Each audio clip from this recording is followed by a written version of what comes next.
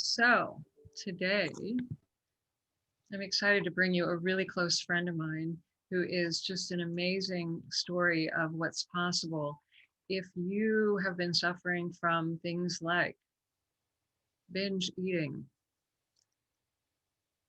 can't get the weight off,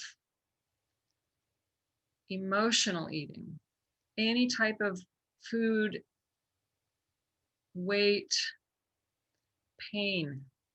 If you have struggled getting off sugar, if you have, like I did for many, many years, if you have a bag of cookies in the kitchen and you know the minute you open that bag of cookies, the bag will be gone.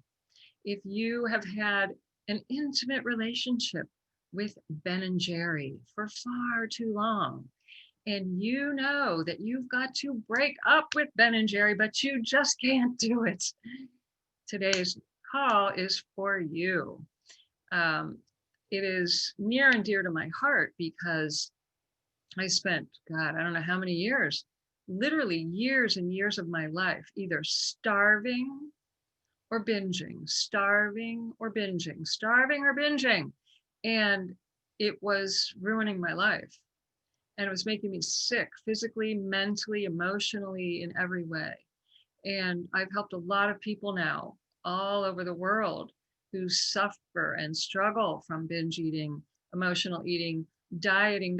I weighed myself hundreds of times per day, especially when I was a professional dancer. Oh my God, I was obsessed with weighing myself. I would drink water and then, gain a pound and freak out. And it controlled food, and weight controlled my life for years. And this is something near and dear to many people's hearts. I know this because I've had so many people over the years come to me suffering with this. And I've watched people literally on death's doorstep with bulimia and anorexia. This is not just some light, oh, I had an extra Twinkie. We're talking like this is seriously disordered eating that ruins our health. And I know I affected my digestive tract, my microbiome, everything for so long from all of this. And emotionally, internally, I was a mess. And it took me a while to get back on track. And now it's still, it's never fully been the same, quite frankly, because you spend years messing up your gut and messing up your digestion. It does take quite a bit of healing sometimes to get back on track. And let me just make sure she's. So anyway, I have a very close friend and a colleague who is an absolute expert. Her name is Tricia Nelson, and she's a soul sister for sure. She's one of the few people I've ever met and worked with and become friends with that sort of has a similar before, during, and after story. And she helps people all over the world, particularly women who struggle with getting off sugar and eating addiction, food addiction, and emotional eating is her specialty. And Tricia she personally lost 50 pounds when she healed the underlying causes of her emotional eating. And she's spent over 30 years, similar to me. She's been doing this a long time. She's spent over 30 years now really looking at the hidden causes that underlie this dis-ease that so many people struggle from. She's written a best-selling book called Heal Your Hunger, 7 Simple Steps to End Emotional Eating Now. And she also trains and certifies health coaches who want to help other people get out of this cycle of emotional eating and break that pattern and get their health back on track. She also has a really cool podcast that you guys probably want to listen to. It's called Heal Your Hunger Show. I've been on it at least once or twice. And she has great conversations about healing emotional eating, healing your hunger, food, all of it, the whole 9 yards. She's been featured all over TV and is just an amazing person who is founded in love. Hey, Lynn, she's saying the link isn't working. Could you please send her just the basic link that you got in the email today? Yeah, that's what I sent her, but I'll do it again. All right. If you have her actual email that you can send me, I can. Okay. I can do that.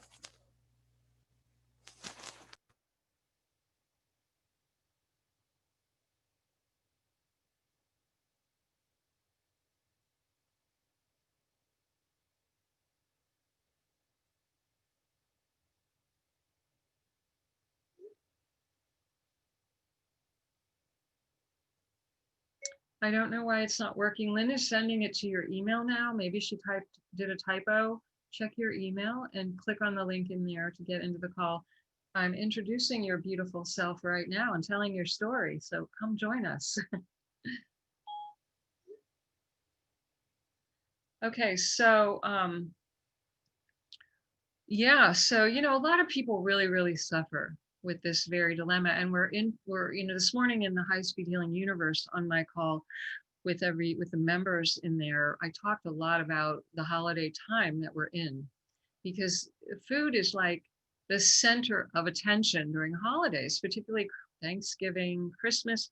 We go from Halloween, Thanksgiving, Christmas, New Year's. It's like one food fest, which for a lot of people is not a fest. It's a painful time. And they're stressed out and worried about eating or not eating or overeating or being forced to eat certain things or being tempted by all the foods that they like consider to be forbidden foods, or they're afraid of, or they're afraid to start the binging going or overeat or gain weight. I mean, we have so much fear around all this. It's really crazy. And I talked this morning in the universe call about how we're the only animals that do this. You do not see any other animal stepping on a scale, worried about their weight. You don't see any animals saying, "Oh no, I ate one too much worm."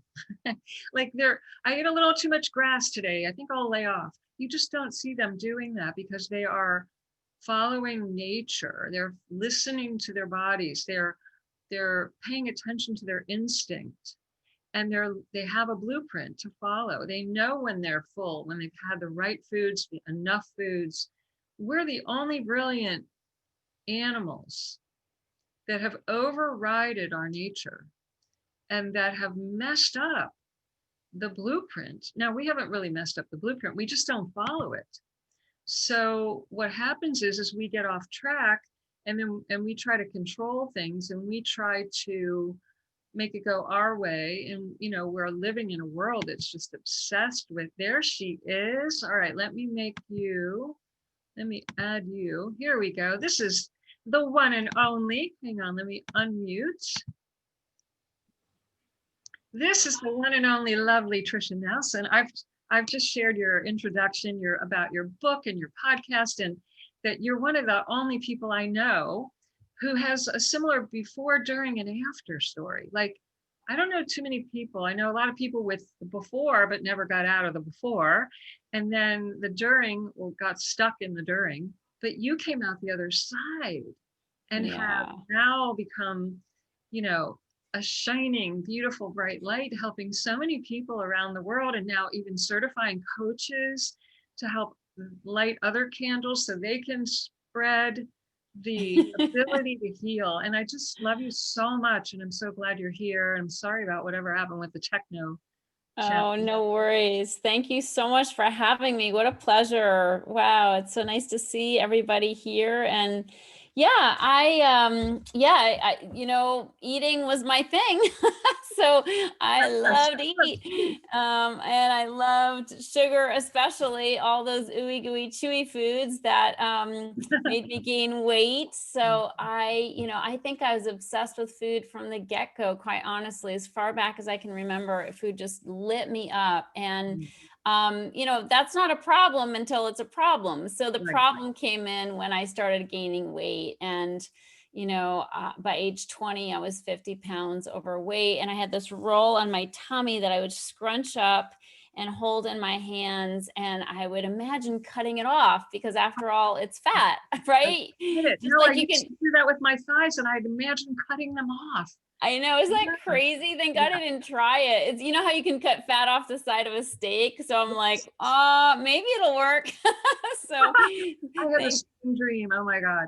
Yeah. So anyway, it was, the frustrating thing for me is I did try so many things to get over it. I tried diets and exercise programs and pills and potions and lotions. And, it's things I did would work for a time. Like I could lose weight, but then I'd gain it back. So I was a yo-yoer. So I'd lose 20, gain 30, lose 10, gain 20, and I had like 5 different sizes of pants in my closet because I never knew what size I'd actually be. And I always was holding out hope that I could fit back in my skinny jeans, which was rare. So yeah, that's how it went. I got very frustrated. And then I had this epiphany one day when I had just lost a bunch of weight and I knew I was about to go up the scale again. Like I was sitting there, I was eating red grapes. Okay. Nothing bad, very innocuous, but I was eating red grapes compulsively and I ate the whole bowl of grapes. And I just had this thought, like, I'm about to go back up the scale again. And I'd done it so many times. Yeah. And I thought, I can't do this. Like, I've done this so many times. I can't do it, like for the rest of my life. This is my cycle and I can't do it. And that's when I realized I had to go deeper. And by the grace of God, I found somebody who, knew how to do that, was more of a spiritual healer and knew how to do that and showed me how to dig deeper into the underlying causes. And that changed everything for me. And from that point on, I was able to, lose the weight and keep it off. And that was, I hate to say, over 30 years ago. Just because it makes me feel old. Well, I was telling you, you're one of the few people I know who's been on this path a long time like I have. And thank God, really, thank God, because there's a lot of years that we could have really been miserable or even worse, Yes. And we've had a lot of life given back to us, a true second chance. Absolutely. I'm so grateful. So the cool thing is that I started helping the man who helped me. I started helping him help others, to do this deeper work. And what happened was we helped many people, not just with eating issues, but many other different kinds of addictions as well. Yeah. But my real love was working with people who had the food problem, the emotional eating problem, because that to me, it was so painful to me to be overweight, and to not be in control. And so that was my passion. And so 4 years I founded Heal Your Hunger. And like, you were telling people, started my podcast and my book, I wrote my book. And so it's been an amazing ride. But what's so cool is that I have a very specific step-by-step system for helping people overcome emotional eating, because, I find that a lot of the information out there is somewhat nebulous and like you have to love yourself. Well, okay, right. I agree. Right. But how do you do that exactly? What does that even mean? You hug your, like, it's not going to work for somebody who's, just downed another bag of Oreos and is feeling shitty about themselves. Exactly. So there's that. And then, people say, oh, you need to moderate, I love it when doctors or therapists tell us to moderate, our sweets or whatever. It's like, like I hadn't thought of that one. So, but, we know we should do that, but being able to follow through on what we know is a whole nother ball of wax. And so that's what I couldn't do. And people also talk about intuitive eating, which is not a bad concept. It's very sound, but I couldn't do it because my head would play tricks on me. And I'd like intuit that I should eat like many more times a day than I really should have. So no, I think it definitely takes some work before you can even discern what's your intuition and what's just your addiction or programming. Yeah, that's trying to rationalize another round of whatever, mashed potatoes. It doesn't matter what it is. It's not necessarily just the sugar stuff. It could be any food. I used to make myself sick with healthy food, and eat so much that I wanted to burst. And it was no different than Ben and Jerry's. I was telling everybody I had quite the relationship with Ben and Jerry's. But that, I would sit and eat healthy food too. And I would way, way more just to try to drown out something deeper that I wasn't aware of. Yeah. So let's talk about that, because I find that it helps people. Because at first, I used to just think I like food. I'm like, what's the big deal? I just like food. And then when I tapped into the idea that it was kind of an emotional connection. It helped me tremendously to see that I didn't go to the refrigerator every night for like 6 different times because I like food. Like there was something more going on. So I like to give people what I call the Pep Test. And the Pep Test is a way that you can test yourself and start to really identify maybe what are some of those emotions, because when we're snacking all day, Yeah. we don't know what the emotions are, Yeah. because we're numb. We're basically numbed out. Food's working, and I have people say to me, oh, they've got a serious weight issue, but they'll say, oh, I'm not an emotional eater. And I think to myself, well, that's probably because it's working, like you have no idea what your emotions are. So the PEP test is a way that you can at least start identifying what I believe are the three primary drivers, like the three top emotions that really drive emotional eating. People, get out your pen and paper, take some notes here. Yeah, no, this is going to be helpful. And after this conversation, I think it's going to help you kind of tune in.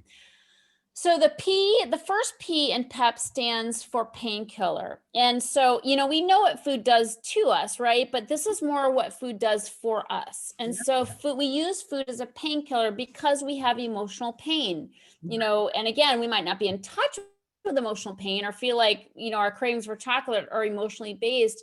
But if you think about it, if you go overboard, regularly, what's happening is you're just numbing out. Or if you're a snacker, you nibble and snack throughout the day, you're numbing yourself and you're not feeling the pain. And it could be pain from, a job that's not working for you anymore, or a relationship that's, should have ended 5 years ago, or perhaps, you have a loved one who's sick or has died. I mean, there's lots of different kinds of emotional pain. So the food just kind of puts a blanket on it. And this is why we typically don't crave lettuce or spinach or something, because it won't kill the pain. I crave lettuce now. It's so good. Yes, now you do, but I bet you didn't before. Yeah. So it's really important to realize that when we turn to, carby, sugary, fatty foods, it's because they're heavy and they create that blanket over our emotions. And so they work, they kill the pain. They anesthetize us. Yeah. Okay. And the E in PEP stands for escape. And we use food as a form of escape because we have fear. And emotional eaters have an inordinate amount of fear. Typically, if you struggle with food and weight, fear is no stranger to you. And so worries, fears, your mind is awfulizing. And so we want to escape. And I would say, this is fairly justified, especially this year. Thank God we're almost over 2020. But, when we had a pandemic at the beginning, so many people who never thought of themselves as emotional eaters are all of a sudden calling me and they're like, oh my God, I am an emotional eater, right? Because our reality, losing your job, having no clue of what's happening next, and being quarantined to bring up some emotions that people think they had under control. Oh my God, it's so insane. So people were totally emotional eating, so many nameless fears, so much insecurity. So this is a big thing for, you get I used to do this regularly with no pandemic. I didn't need an excuse. But we get our binge foods, we sit in front of the TV, and we just want to shut the world out, and especially because overeaters, in my experience, are overdoers. So we do a lot. We're running circles. People in my community really, I talk about this overdoing, overgiving a lot. Say that again, please. I want you all to really pay attention to this. Yes. Big time. Overeaters are overdoers and overthinkers. Yes. Okay. Yes. Yeah. So basically, what happens is we quell those, like our overdoing, comes from anxiety, right? We're anxious. We want to get the things done. We don't want to be left, holding the bag or whatever. So we run circles around everyone. We don't want anybody to be mad at us, right? So all these things cause us to do so much, but then we're tired, and we're kind of like, we want the world to we want to shut the world out. So the escaping from food, with food is the E and the P in the PEP formula. So we really want to just say, do you guys remember, some of you probably are old enough to remember the Calgon commercials? I think it was in the 70s, like Calgon, take me away. Yes. That's exactly what I wanted food to do. Just just get me out of this place. So there's that. I remember a cousin of mine telling me, who I admired, this beautiful girl, and she said, oh, my favorite thing to do is unplug the phone, turn on the TV, get in bed with my favorite foods, and just snuggle up like boyfriend, right? Like the Yeah. food becomes the lover, the friend, the confidant, and we're just going to spend the night together. Yeah, totally. Totally. Food is my entertainment. It was my lover. It was, it helped me when I was bored, the whole thing. Yeah. So the last P in the PEP test stands for punishment. Ah, And this is a little counterintuitive because we think of food as our reward, right? Like this is what we do at the end of a long work week. This is what we do when, we feel like nobody loves us. We take care of ourselves and we reward ourselves with food. But if you're somebody who goes overboard, on a regular basis, and you end up feeling sick and disgusting, and the next day you just pull the sheets over your head for sheet therapy and you cancel your appointments, because you don't want anybody to see your bloated face. right. Geez Louise, that is not exactly a reward, right? Like, what are we doing to ourselves? And it really begs the question, why would we do that to ourselves? Why would we eat to excess where we feel totally sick? Why would we stuff ourselves where we berate ourselves? Like, why did I do that? I'm such a loser. You did it again. You have no self-control. You're lazy. All those terrible self-recriminating thoughts, right? Like, what's that about? And in my experience, that's really underlying guilt, because emotional eaters feel guilty about everything, and we just feel like whatever's wrong in the world, it's our fault, No, and this I get starts it. early. So we, and sometimes it is, right? Because when we're eating or we don't feel good about our bodies, we can be bitches, right? Like we feel totally crappy and we take it out on other people. We like bite people's heads off because we feel sick, right? Yep. That makes no sense, but that's what we do. And so then we feel guilty about that. And we're such a bad person and mea culpa. And then we have to go eat again. So it's this vicious cycle, but that underlying guilt, people don't realize that plays a big part, in the beatings we give ourselves with food. And there's no greater beating in my experience. I mean, it's just like, it just, you wear it on your body, people see it. It's just like a big scarlet letter. And the thing is about food, unlike illegal or even legal drugs or alcohol, is that food is legal. It's everywhere. Everybody has to eat to survive. And it's very easy to hide what you're doing and to mask it and pretend everything's just fine because we're just having an innocent meal, or it's a holiday, or it's a family gathering, and this is what we do, right? And I want to talk and ask you to go even deeper with this, because I know you draw the distinction between emotional eating and addictive eating.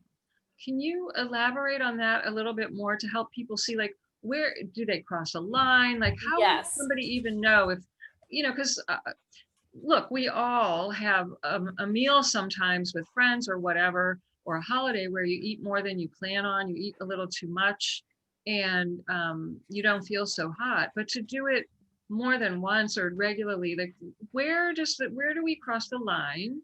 Sorry, I'm trying to get my board. I'm going to do a little teaching thing, but I have this little board, so I just went away for a second. Okay, so I thought you were going to the fridge for a snack. I've had it. This is too much for me. I give up. So okay, so I'm going to draw this though, because I know this is my whiteboard was over on my table. So so let me draw this because it's going to make it easier. So I love the question. In my experience, I'm going to talk while I draw. In my experience, we're all emotional eaters. Okay. Like I believe God hardwired us, our creator hardwired us to be emotional eaters, like to have an emotional connection to food. And it happened like in the, the first moments of birth where we're sucking on our mama's breast, right? We're having that emotional connection. It's a bonding experience. It's very, very powerful. So, bottom line, baseline, everybody's emotional eater. It kind of takes the pressure off of trying to understand this. So like everybody's emotional eater, but not everybody's a food addict. So this is a spectrum. On the low end of the spectrum is emotional eating, because I think we're all emotional eaters, right? And the high end of the spectrum is food addiction. Okay. Yeah. So how do you determine where you are on the spectrum? Well, let me see which way am I gonna do this? Okay, here we go. I'm gonna draw the line from here to here. And on this side is control. I'll show you this in a second. The big C. Yeah, and on the other side is consequences. Interesting. So look at this here. So here's how we determine where we are. And I have a quiz on my website that can make it easier for people to determine this. But I'll tell you just how we qualify where somebody ends up on this. So there's like 4 quadrants, okay?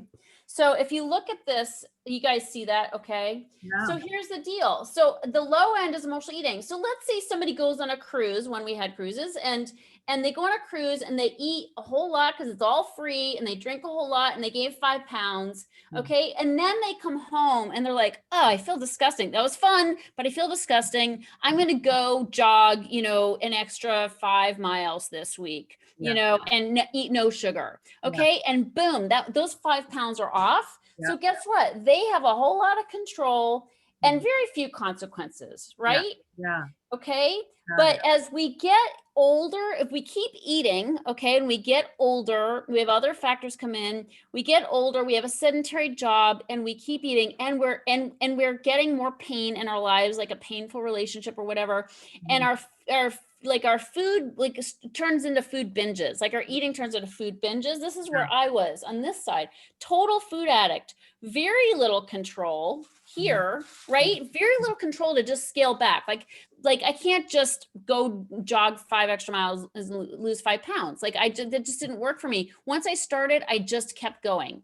Like, and it could be two weeks or 2 months before I got it together again. So very little control and a whole lot of consequences, because the more you do it and the longer you do it, the more the consequences add up. Joint pain, you know, knee problems, hip problems, health problems, diabetes, heart disease, brain fog, you know, gut issues. Feeling so bad about yourself that you're ashamed to be in public. You start pulling back and isolating. You don't show up for family gatherings or friends. You don't want to have sex. I mean, the whole thing. Exactly, right?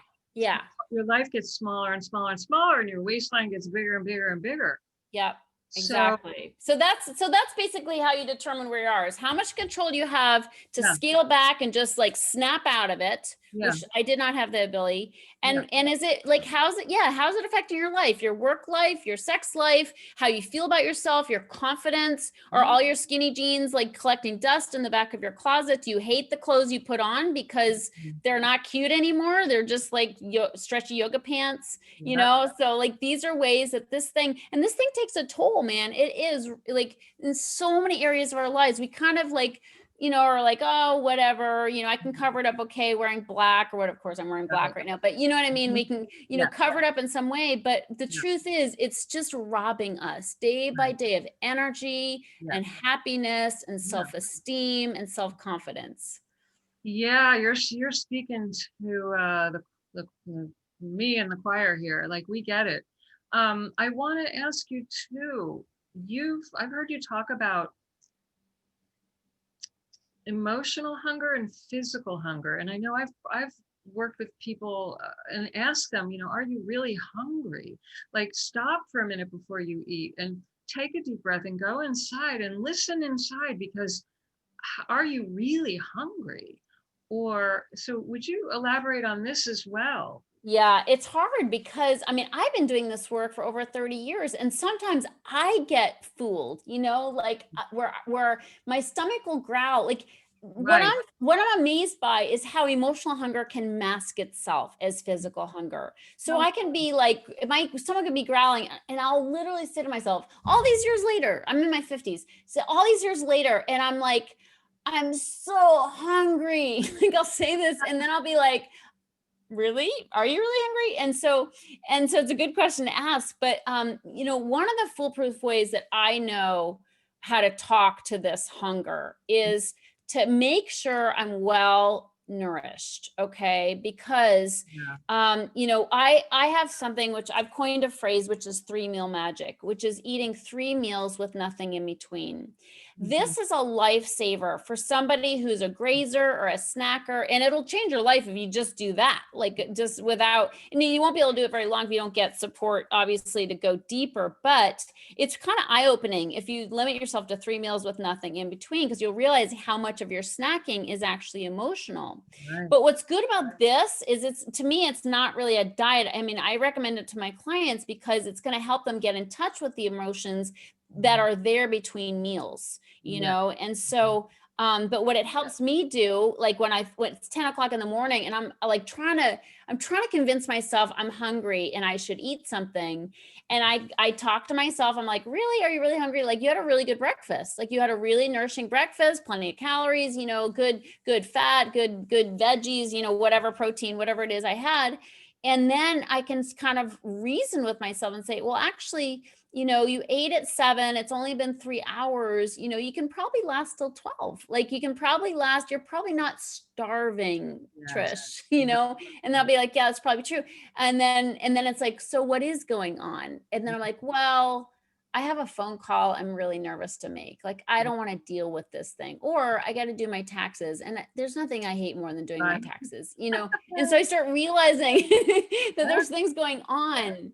But if I hadn't like had a regular schedule of meals, if my body wasn't like well trained to know food is coming, you're not actually starving, you're going to be well fed, you know, then I would start playing tricks on myself. And the 3 meals it just makes things so simple. You know, it just is like when I'm at Trader Joe's and they're giving all these yummy tasters or whatever, I'm like, you know, that's not my food. Like it's not mealtime. It's not my food, you know, and that just helps quiet things down as well. So I just find that very helpful because it's amazing how we can fool ourselves. And as emotional eaters, we're just talking and talking and talking, trying to con ourselves into eating.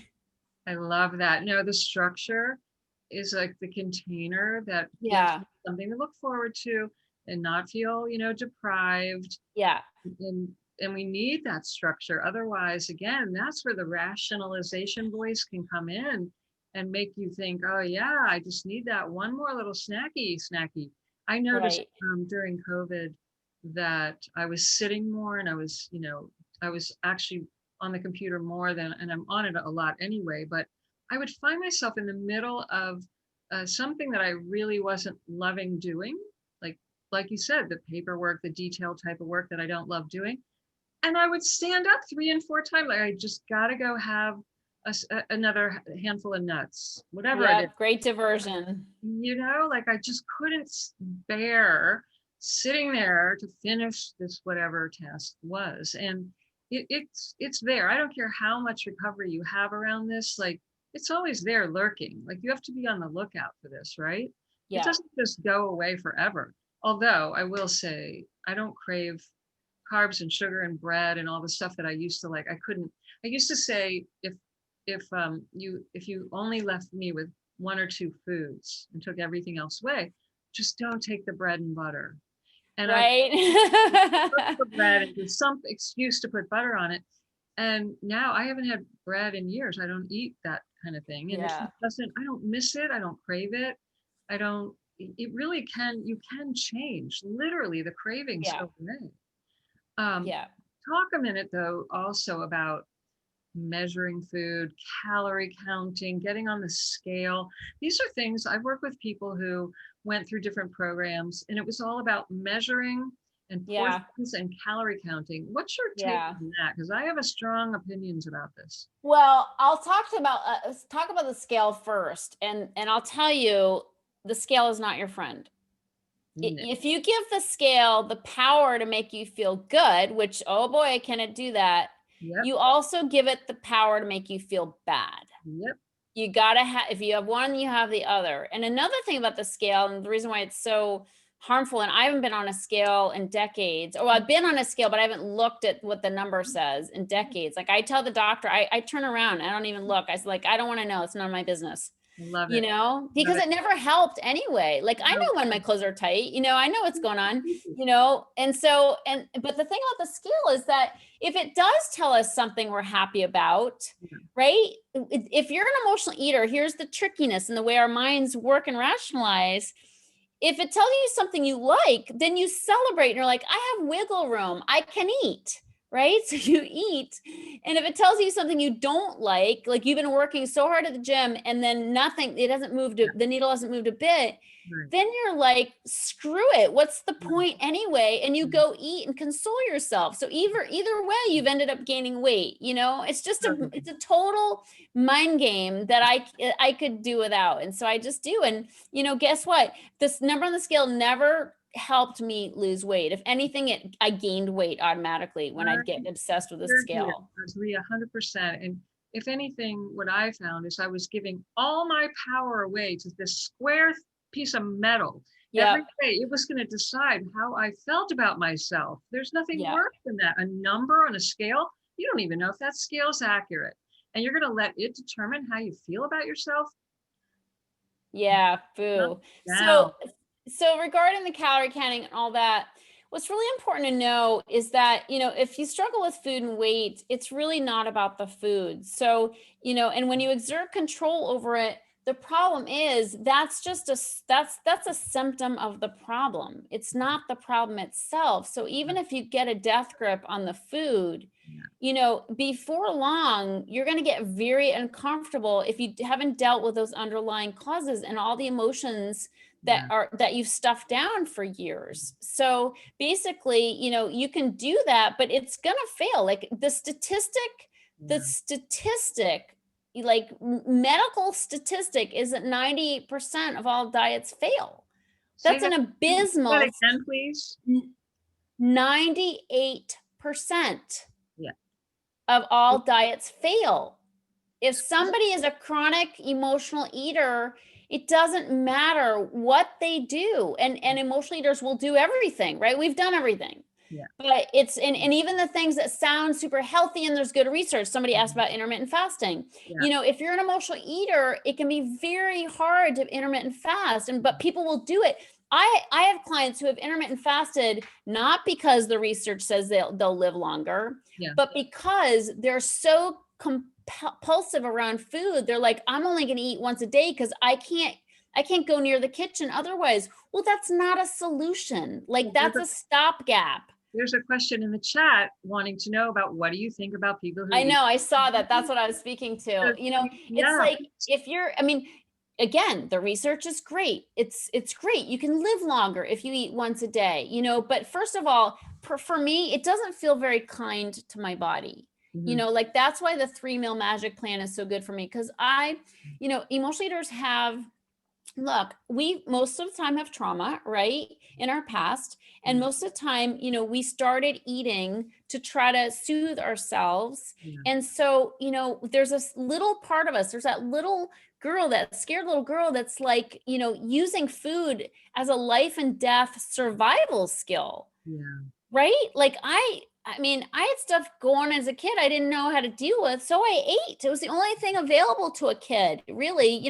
Masturbation and fantasy and food are like the things that we have available to us, at a young age. You can't go score drugs down, in the red light district. So basically we use food. And so to keep food away from this one will set off these alarms of starvation and fear. And before you know it, I'm like, I gotta have my food because it goes so much deeper for me. So I don't do that to myself. Like I don't starve myself. I will not even do a 1-day fast. I don't do it because I love the regularity. And I mean that, pun intended, the regularity of eating 3 meals a day. My body knows it's coming. My psyche knows food's coming. And it also depends on me as a dependable parent.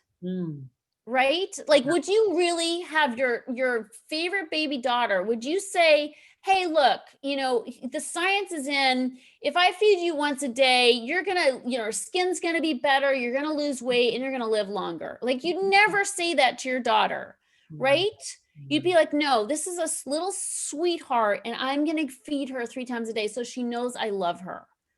And so, we play all these tricks with food. We're doing all these machinations with food to really not as a longevity measure, but if you're an emotional eater, it's to hack. It's a hack. It's to game the system.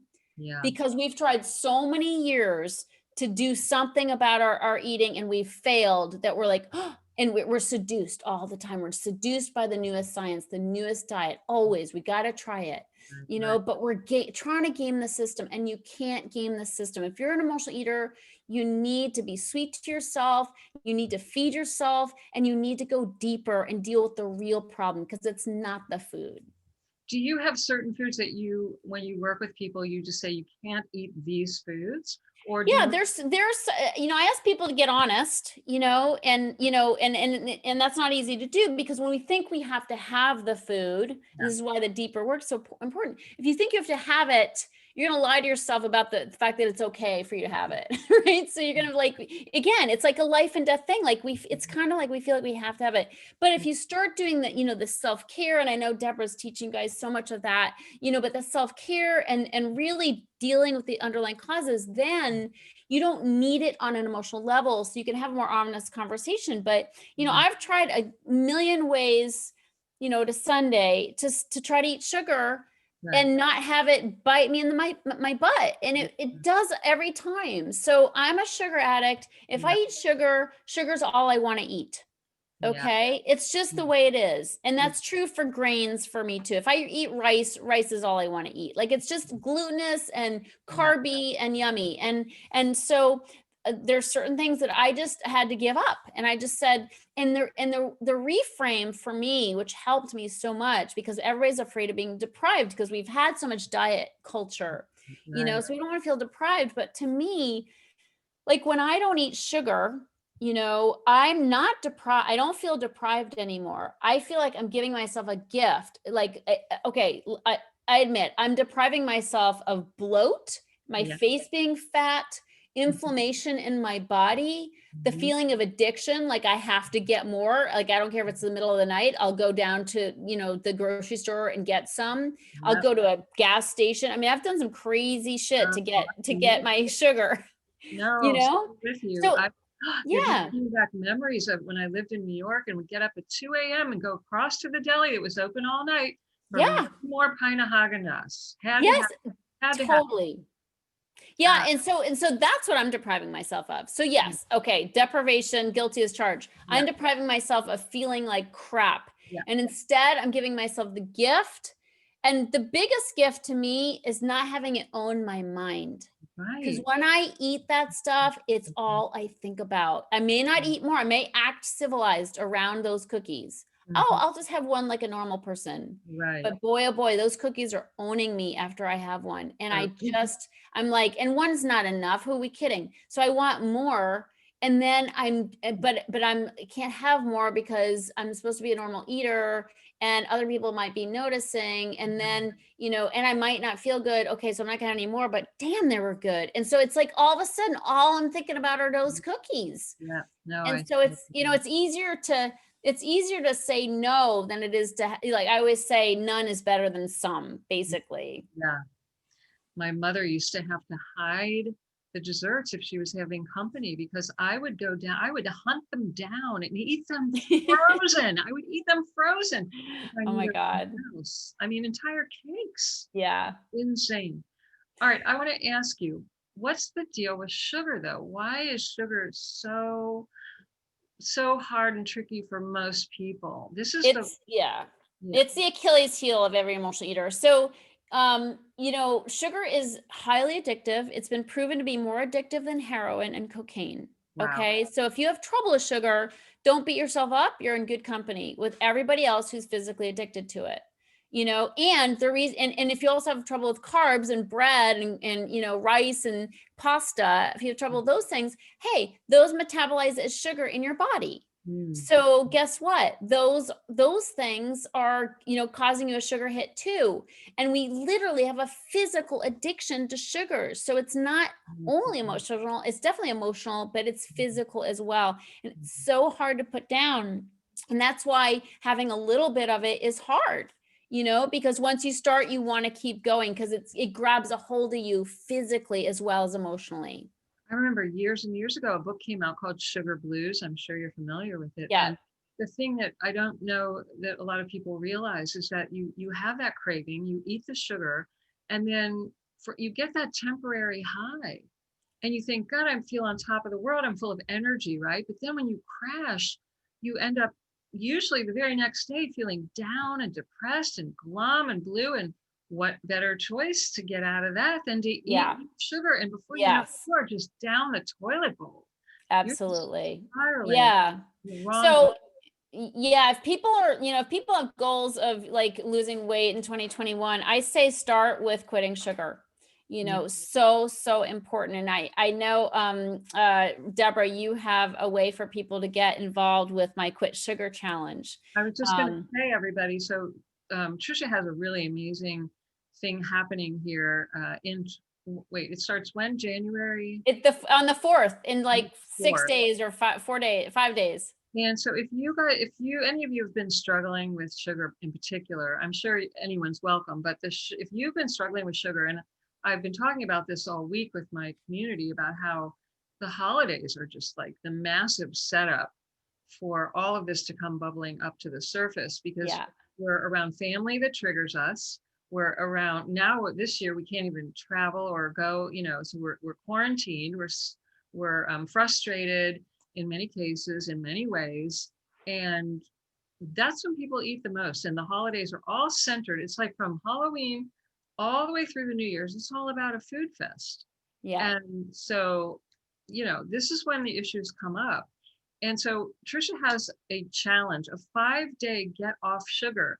Now, you got to explain this, because is it really possible to get off sugar in 5 days? So it's called the Quit Sugar Challenge. And what I'm showing people how to do is transitioning off of sugar. So you might not be 100% sugar-free by day 5, but you're definitely on your way. And the reason why is because I'm going to teach you not only all the ways that, sugar might be wreaking havoc on your body, but also what all the different, where sugars are hiding in the food. Like you said, Deborah, healthy foods. Like there's so many health foods that food manufacturers are putting sugar into that they don't need to be there, like pasta sauce. Yesterday of kale chips, for God's sake. Why do kale chips need sugar in them? They exactly. Don't. Because you'll eat more of them. It's so insane. It's hard to get rid of. So we're going to learn how to read the labels to find the hidden sugars. You're going to learn about food swaps. Like I'm going to give you my favorite. Somebody just mentioned stevia. Stevia. No, stevia is God's gift to emotional eaters, as far as I'm concerned. What about the monk fruit? Because that's monk fruit too. Monk fruit's great. So all of it's great, so long as there aren't fillers. You have to look for fillers, okay? Because a lot of monk fruit packets have a lot of fillers in them, and same with stevia, because they want to cut costs wherever they can. So we got to look for that stuff too. So we're going to go through all of that in my Quit Sugar Challenge. And then I'm going to give you recipes, over 30 recipes of really yummy foods that have 0 sugar in them. Because I don't want you to feel deprived. I want you to realize that you can be sugar-free and not be glum or not feel like you can't enjoy food. I still have a sweet tooth. Yeah. I still have a sweet tooth and I enjoy sweet things, but it's with other things like stevia or monk fruit or, sometimes erythritol a little bit. So it's just really important to realize that you can be sugar-free. It doesn't have to be hard. There's so many products that are amazing. I'm going to go through all the different products, my favorite ones for being sugar-free of all different kinds of products. So it's going to be really a lot of fun. And then I'm also going to go deeper on the self-sabotage and why we self-sabotage even when we know better. Even when we know what sugar does to us, why do we go back to it? So we're going to go deep into that as well in this Quit Sugar Challenge. This is so great. You guys, I'm going to be putting the link the email will go out tomorrow with a replay of this, and it will have the link where you can sign up for the Quit Sugar Challenge. And also, if you're a member of my HighSpeed Healing Universe, this entire video recording will be in the library permanently with the link. And I'm also going to be posting this. Well, it'll be on Facebook and it will also be on YouTube. So there's going to be a bunch of places you can find it. We will make sure you get the link so that you can sign up and take advantage of this. I mean, look, you know me, I don't sell stuff, nothing. Right. I got nothing to sell. So, but the people that I bring in, I believe in them, or I would never do this. I would never bring anyone here that I didn't believe in their work, that I didn't know provides value and has been through it and knows what they're talking about. She has lived this. So she understands the struggle. You're probably scared because she's going to be on to you. She's She's already going to know. I am you. I know you probably get that by now. I am you. So like if you're not gonna be able to trick yourself or her. And so if you're serious, look, I know it could be scary. It's terrifying. I remember when I got off gluten and these things, I was terrified and nobody around me supported it. Everybody said I was, to this day, my brother says, oh, that gluten-free stuff.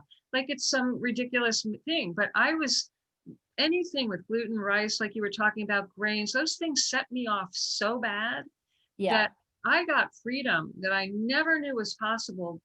And I never knew I was capable of quitting. And we all need help to do it. Well, that's the key is you can't do it alone.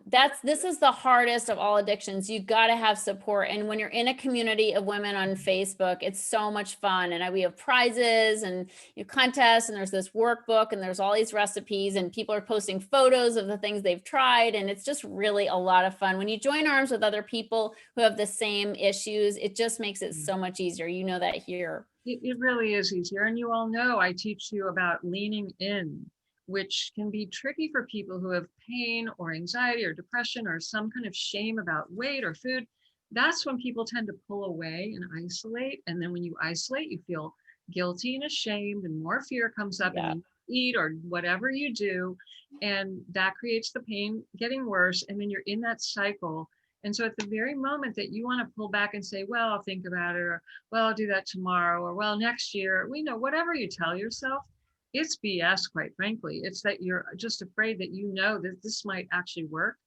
And the change is the unknown. And the thing that I find most people are most afraid of is the unknown. Even though it's killing you, if you're familiar and you feel in control, people stay there for years. I work with people 70, 80 years old. And they're still living out the same patterns because they've been too afraid to change and go into the unknown. And nobody does that by themselves, by the way. You don't, if it were that easy to do by yourself, you all would have healed yourself by now. Every one of you. It's not that you haven't tried. It's that we need support. Yeah. I needed it. Tricia needed it. I still get support. We're in a group together and support in our business because we're not meant to be these islands trying to figure everything out in our head by ourselves and willpower our way through life. That's not what God, as I understand him, intended for us. So this is the time of year people make, pardon my judgment, they make those stupid resolutions that last all of a week. And by the first week of January, or the second week of January, they're like, they've thrown it out. And this is the time of year where everybody in the weight loss industry, you see all the ads. I see it all on the TV, like, man, the millions and billions of dollars on weight loss for the new year. Yeah. It's not going to work because you've got to go deeper. You all hear me say this every time I do a call, anytime I do a call or an interview. It's the hidden reasons that lie at the root, and the symptoms are never the root cause of the problem. That's a Debora-ism. You've heard me say it over and over. Tricia gets it, and she teaches it, and she helps people heal. So I just can't sing her praises enough. And so I hope if you've been here today or you're watching this recording whenever, if you have been suffering and you've had enough and you want the help, she's your girl. And so just it's a 5 days. It's 5 days. She'll refund your misery if you don't want to, That's right. It's super cheap. It's $17. $17, my friend. Okay. For 5 days with this brainiac who knows what she's talking about. So I hope you'll all do it. Linda, it'll be fun. What do you think of Splenda? Oh my gosh, we go into all that in the Quit Sugar Challenge, but lots of chemicals you don't want in your body. I'll wrap it. I'll suffice it to say. 100% agree. Poison. Anybody smell poison? Yeah. Does anybody else have better options? Yeah, much better option. Before we end today, anybody else have a burning desire question? Please type it in the chat. And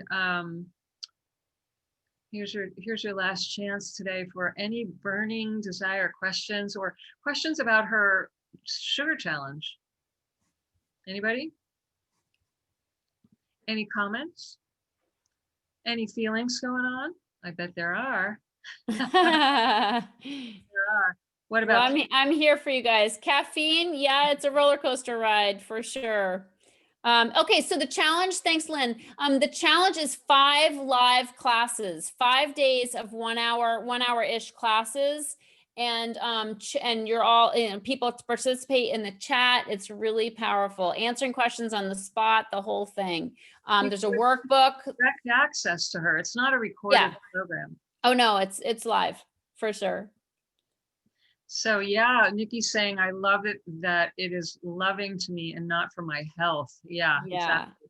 And Yes. Catherine's saying, thankful to have the covers pulled off the secret eating. Yeah. Oh yeah. Catherine. Been there, done that. Mhm. Yes, and their classes are recorded, so you can go back in the Facebook group if you missed one and watch later. I'm so glad you're here, Tanya R. Did you hear the part about the scale, my friend? What are the times for the classes? They're 2 p.m. Pacific, 5 p.m. Eastern every day. Every day. Oh, good. So Yeah. there's not even a chance to like, there's a good continuity. You're there every day together. Oh yeah, no, we got it. We got to show up, and showing up is 90% of the deal. So show up Monday, Tuesday, Wednesday, Thursday, and finish strong on Friday. That's the key. I love it. I love Yeah. it. And Lynn is saying she's done challenges with Tricia before and she can vouch for the fun and the flow. Thanks, And, Lynn. as her friend, I can totally vouch. Like if I want fun, she's the first one that comes to mind. She can make anything fun, including quitting sugar. I mean, thanks, sweetie. really, you have a gift for that. So Thank you. all right. And yes, you'll get recipes, a whole book of recipes. Yeah, trust me, she's probably got this area covered. So I hope you'll all attend and have a lot of fun with it and get some new insights and some support and really find out that making changes doesn't have to be miserable and discipline and willpower and suffering. It actually really can be fun. Amen. So much fun. And you feel great. You end up feeling great. How good is that? Do something that your future self will really, really thank you for. So I want to thank you, my friend Tricia. Oh, thanks for having me. It's been so much fun. And thanks everybody for your beautiful smiles and support. Thanks for taking time and sharing with my tribe. I love you. We love you. I love you too. For being here today. And if you're watching the recording, we love you too. Appreciate your energy. And we'll get the email out tomorrow I'm going to post in Facebook tonight with the links and then on Instagram as well. And then tomorrow, the replay recording will hit your inbox. So check your email. Make sure you check your spam folder. If you have any issues, email contact@internationalcpi.com and check your HighSpeed Healing Universe membership library, and you'll find everything there. And I'll keep Tricia's information in the rewards center as well, so that anybody who's a member will always be able to find Tricia and have access and can listen to that replay in the universe portal. So awesome. Yeah, we love you. Thank you. Love you too. Thanks for all you do. No, you're welcome. Okay, I'm stopping the recording, saying good night and happy, healthy New Year, everybody. If I don't see you till after the New Year, Happy New Year. remember, whatever's going on in your life, you always have choice. And this year, a lot of people make big plans. Keep it simple. Live a day at a time. Be real, be honest, and listen inside. Your inner self always has all the answers. And if you listen and you just take the next indicated step, you don't need the big plan. You don't need the big fancy goal. You need to take the next step. And that's the only thing that separates the winners from the losers. The losers give up. They say, I've tried everything. And the winners just take the next indicated step. And before you know it, you're creating a future that when you look back on, you go, wow, how did I even get here? It's amazing. It's a miracle. It's because you just took the next action step. That's it. So with that, good night, good day, good morning, wherever you are. I love you. See you all soon. Bye. Happy New Year. Bye. Bye. Thank you.